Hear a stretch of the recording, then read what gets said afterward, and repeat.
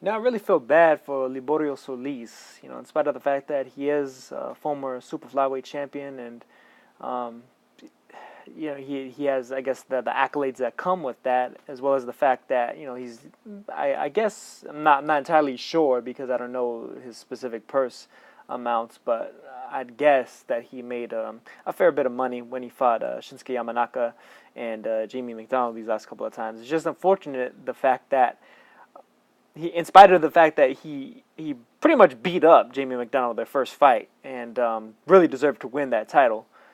He didn't get the decision, of course, in one of the worst decisions of 2016.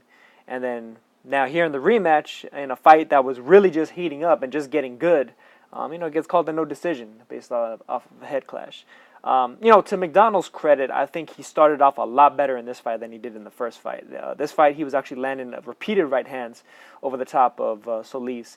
And in spite of the fact that the cut was caused by the head clash and it was starting to bleeding into McDonnell's eye and everything, he was fighting on pretty much even terms with Solis. In the first fight, McDonnell was very, very slow to get started. He won a couple rounds towards later on in the fight as Solis started to gas a little bit.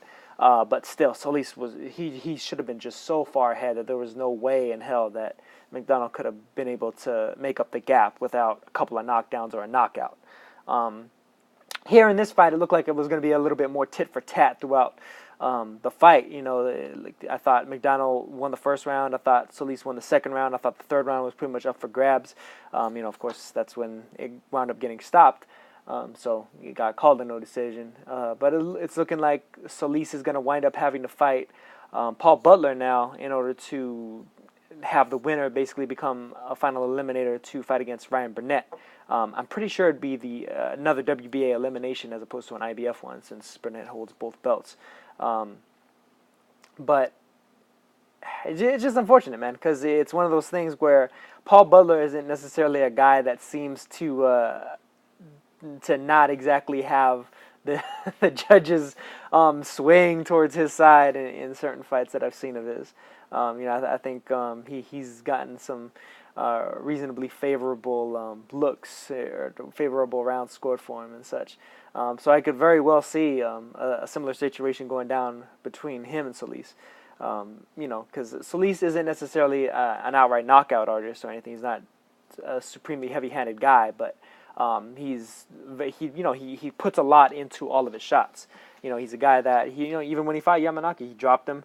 But he went on to lose a unanimous decision in a fight that was really scored a little bit wider than it probably should have been. It was almost like Yamanaka dominated the fight, but Solis pretty much gave him something to think about every single round of that fight. So it's not something where you could say that Yamanaka just he deserved like an 11-1 or a 10-2 type decision.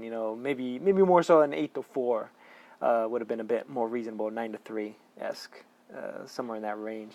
But yeah, man, it's just unfortunate. McDonnell, it's looking like he's probably going to be moving up here now, up to 122, so he'll vacate that belt. And as I mentioned before, most likely Solis versus Butler will be the eliminator for Ryan Burnett, who would basically just become the one and only WBA Bantamweight champion. And it seems like, in spite of the fact that the WBA isn't unifying their belts conclusively the way that they said that they were going to like over a year and a half ago, the fighters are basically doing it for him. Happened at light heavyweight recently, with Dimitri Bivol all of a sudden now becoming their full champion after Ward retired and Badou Jack dropped his regular version of their title.